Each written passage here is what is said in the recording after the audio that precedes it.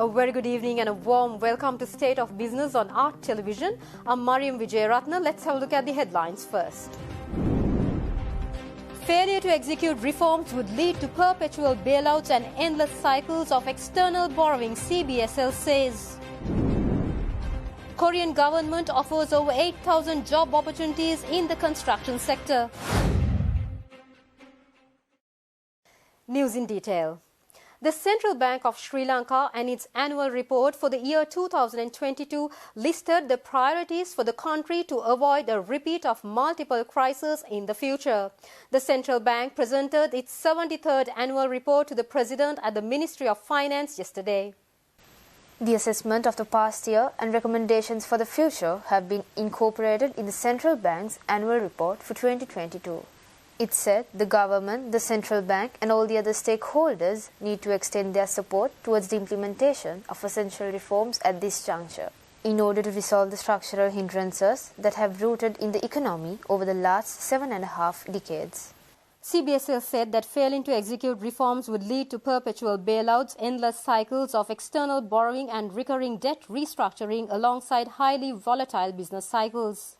And it would cause undue pressure on citizenry, preventing the country from achieving long-standing economic progress and prosperity. CBSL stressed that in the country's efforts to emerge from the current crisis, consistent and well-coordinated policies, including those outlined in the IMF-EFF-supported program, should be executed in a timely manner. CBSL said this economic episode reiterated the essentiality of data-driven policy making, the devastating implications of ad hoc policy experiments, and the crippling welfare impacts of myopic populist policies. CBSL further said debt restructuring could pose near-term challenges in the financial sector that need to be addressed proactively by the government and central bank to reinforce the financial system stability in the period ahead. The Central Bank of Sri Lanka describes 2022 as the most onerous year that the Sri Lankan economy had to face in its post-independence history. The central bank said so in the summary of the country's economic performance for the previous year as reflected in the bank's annual report.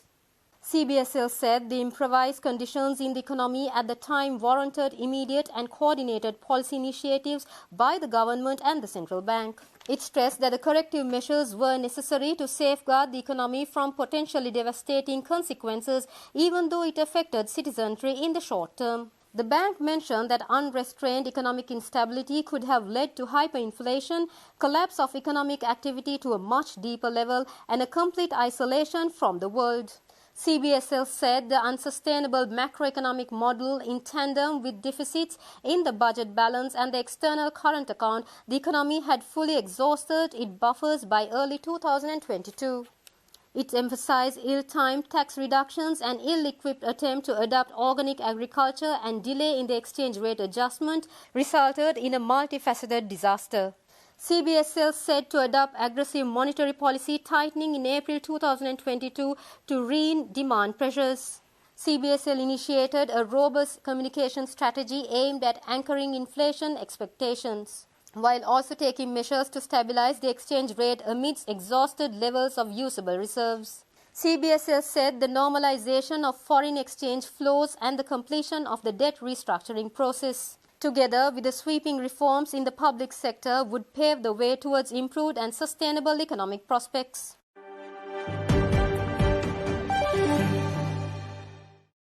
The Colombo Stock Exchange announced the introduction of listing and trading of green bonds for the first time in the Sri Lankan stock market. The information was announced by Colombo Stock Exchange via a press release on Tuesday. CSE says under the green bond concept, proceeds are invested exclusively in green projects that generate climate or other environmental benefits. It says the objective of enabling regulations for the issue of green bonds in the Sri Lankan stock market is to facilitate Sri Lankan corporates to raise capital that will be used for green projects. The use of proceeds from the green bond should be aligned with the green bond principle, which are accepted by the CSE. The green bonds have similar features as a corporate debenture except for the usage of proceeds. The trading parameters currently applicable to corporate debentures will apply to green bonds as well. The potential issuers of green bond are any public company incorporated under the Companies Act and any statutory bond established incorporated under statute. Green bonds could be identified as a new investment asset class for potential issuers and investors.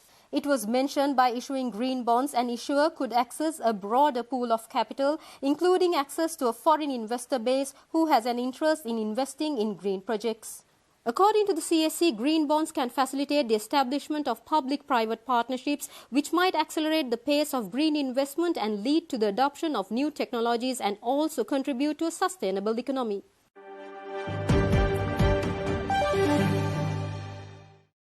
Stay tuned, we'll be right back after this short commercial break.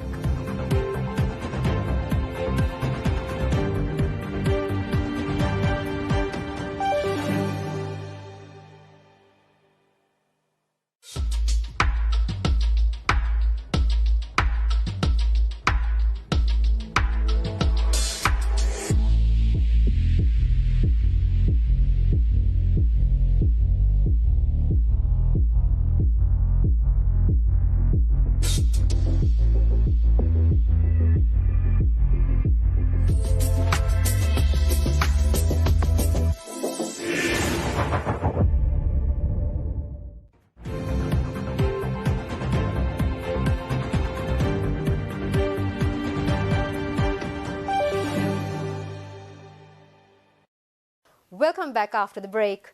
The Korean government pledges to hire 8,000 workers from Sri Lanka, including jobs in the shipbuilding sector. This agreement was reached during a meeting with the Minister for Labour and Foreign Employment, Manusha Nanayakkara, recently in Colombo. The 8,000 job opportunities for Sri Lankan in Korea comes as an improvement from the job quota of 6,500 which was offered earlier. It had also been agreed to refer 600 people who are currently registered in the Korean job website after passing the Korean language proficiency test. Potential employees will be referred under the production sector category for jobs in the shipbuilding sector. Priority will be given to job seekers registered in the website whose period for securing a job will expire by December 31st this year.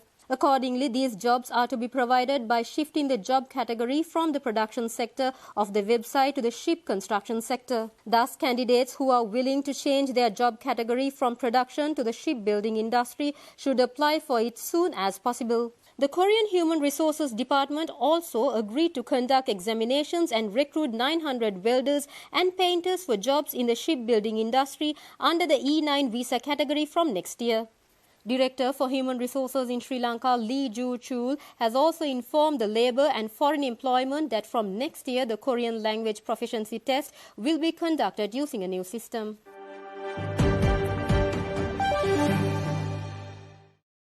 Sri Lanka Tourism Promotion Bureau, in collaboration with the Embassy of Sri Lanka in the Netherlands, held a briefing in a couple to promote Sri Lanka as a top tourist destination in the Netherlands. The event was held recently at the Sri Lankan Embassy in the Netherlands and was attended by over 50 tourism industry representatives, including Dutch government officials. The event was aimed at highlighting the latest developments in Sri Lanka, include valuable insight on the country's unique attractions and experiences. In her welcoming remarks, Ambassador Aruni Ranaraja expressed her gratitude to the industry representatives for their continued support. The ambassador accentuated the uniqueness of Sri Lanka as a combination of the whole of Asia in one island, which is compact, diverse, accessible and is now popular. Mencken Maritime founder Bernard Mencken stated Sri Lanka is his preferred holiday destination, recalling Dutch history and its rich cultural heritage as a major attraction for the Dutch travellers. Emirates Airlines sales executive Matthew Hussman said that Emirates, currently operating 2 flights daily to Colombo, will soon be offering greater connectivity between Netherlands and Sri Lanka. The representatives in attendance expressed their appreciation for the timely briefing and their eagerness to resume travel to Sri Lanka. During an evening of Sri Lankan delight, a return air ticket with 7-day full board package was awarded to the lucky winner of a raffle draw.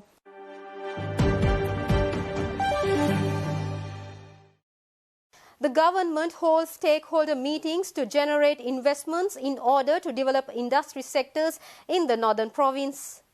The Northern Province Governor's Office and the International Labour Organization partnered to hold these meetings earlier this week.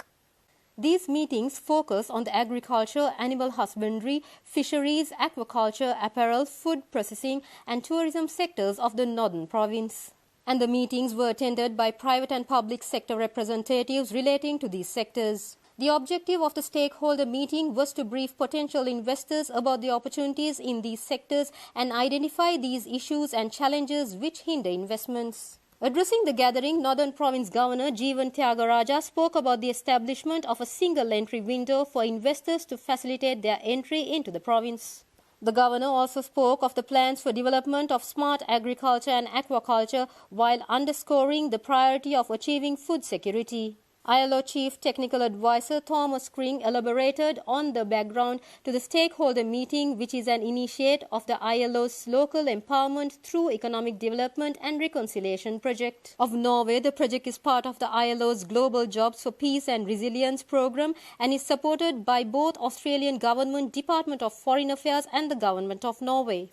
These meetings are the first in a series of stakeholder meetings which will culminate in a national-level business forum, bringing together key strategic partners and networks. The final outcome of the process is the development of a policy document and action plan for creating an enabling economic environment for growth through private sector partnerships and sustainable investment.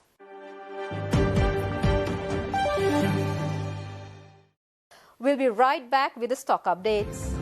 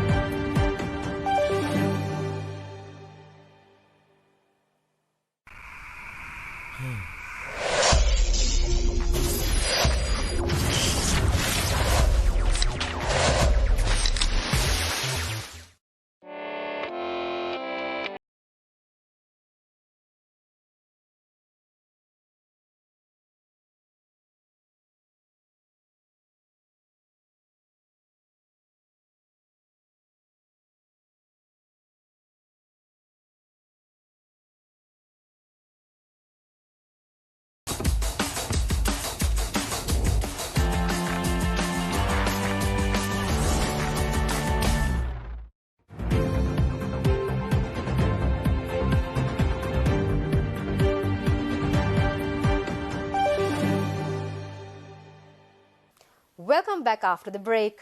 Trading at Colombo Stock Exchange ended on a negative note today. The all-share price index dropped 29.19 points to close at 8,983.21 and the S&P SL dropped 7.40 points to close at 2,617.79. The turnover was 0.8 billion rupees and over 42 million shares were traded. Up next are Forex rates.